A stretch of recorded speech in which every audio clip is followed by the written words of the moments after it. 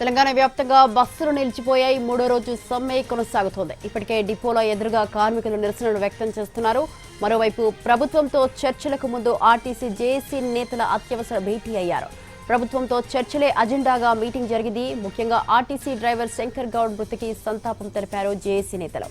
ఆ తర్వాత సెక్రటేరియట్కు బయలుదేరారు.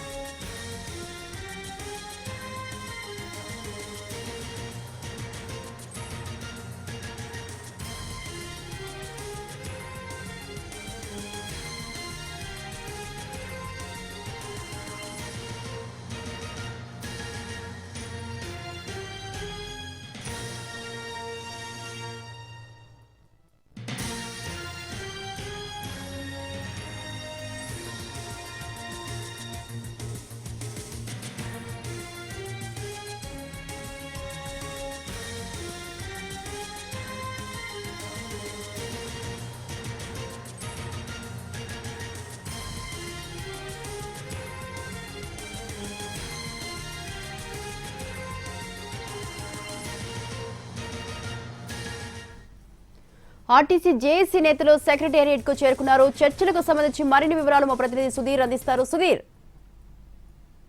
ఆర్టీసీ జేఏసీ నేతలతోటి ఈరోజు ముందుగా ఐఏఎస్ అధికారుల కమిటీ చర్చలు జరుపుతుంది. ఆ తర్వాత మంత్రుల బృందం చర్చలు జరిపే అవకాశం ఉన్నట్టుగా కూడా తెలుస్తుంది. అందులో భాగంగానే కాసేపటి క్రితమే ఆర్టీసీ జేఏసీలోని పలువురు నాయకులు సెక్రటేరియట్కు చేరుకున్నారు. అయితే ఇంకా అధికారులు చేరుకోవాల్సి ఉన్నది. 4 సభ్యులతో కూడిన ఐఏఎస్ అధికారుల కమిటీని తెలంగాణ రాష్ట్ర ప్రభుత్వం నియమించింది. ఇందులో దాదాపు 2-3 ఐఏఎస్ అధికారులు ఇప్పటికే సెక్రటేరియట్ చేరుకున్నారు. మరికొంతమంది కాసేపట్లోనే సెక్రటేరియట్ చేరుకుంటారు. సుమారుగా 10:30 గంటల సమయంలో చర్చలు ప్రారంభమయ్యే అవకాశాలు అయితే కనిపిస్తున్నాయి. ముఖ్యంగా ఆర్టీసీ కార్మికులు చెప్తున్న 32 డిమాండ్లకు సంబంధించి ఈరోజు చర్చలు జరిగే అవకాశాలు అయితే కనిపిస్తున్నాయి. అదేవిధంగా మొదటి రోజు అంటే గడిచిన 3 రోజుల క్రితం కూడా ఐఏఎస్ అధికారులతోటి ఇదే 32 డిమాండ్లకు సంబంధించి చర్చలు జరిగాయి. అందులో దాదాపుగా 29 డిమాండ్లకు సంబంధించి ఐఏఎస్ అధికారులు సమ్మతి వ్యక్తం చేశారు. ఆ తర్వాత ఆ 3 డిమాండ్లకు సంబంధించి మరొక 4 వారాల సమయం కావాలని చెప్పేసి ఆర్టీసీ జేఏసీ నేతలకు ఐఏఎస్ అధికారులు స్పష్టం చేశారు. అయితే ఎట్టి పరిస్థితుల్లో కూడా 4 వారాల సమయం ఇచ్చే పరిస్థితి లేదు. ఎందుకంటే ఇప్పటికే దాదాపు 45 రోజులు ముగిసింది.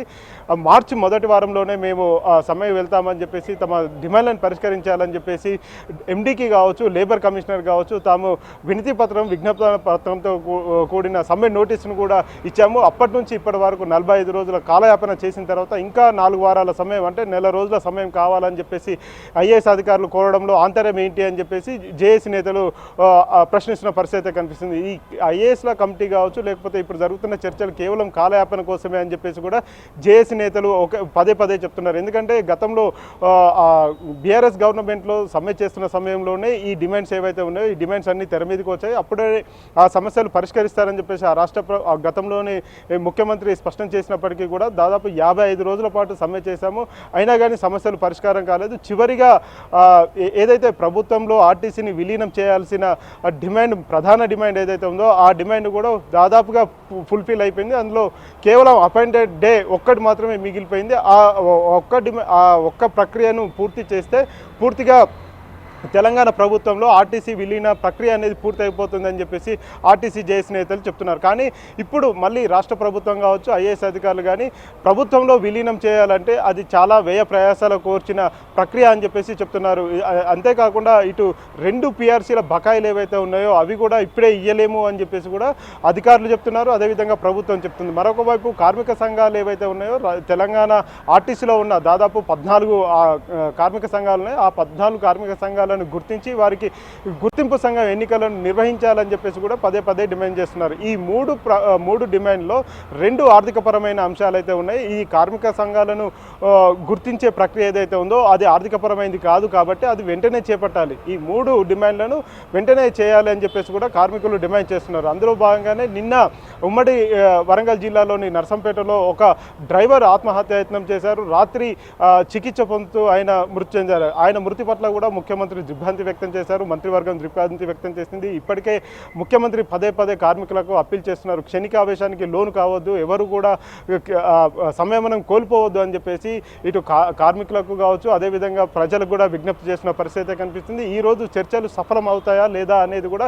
వేచి చూడాల్సిన పరిస్థితి ఉంది. ముఖ్య నాయకులు మరికాసేపట్లోనే ఆర్టీసీ జేఏసీ ముఖ్య నేతలు సెక్రటేరియట్ చేరుకుంటే చర్చల ప్రక్రియ ప్రారంభమవుతుంది. గతంలో ఆగిపోయిన చర్చల ప్రక్రియ ఏదైతే ఉందో ఇది మళ్ళీ ఈ రోజు కూడా కొనసాగే అవకాశాలు అయితే కనిపిస్తున్నాయి. Swathi. Right, thank you Sudheer, thanks for the details.